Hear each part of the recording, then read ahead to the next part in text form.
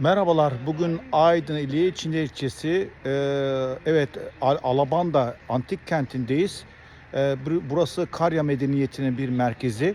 Halinde Alabanda var. Başka kentler de var. Gerga gibi tapınak yerler de var.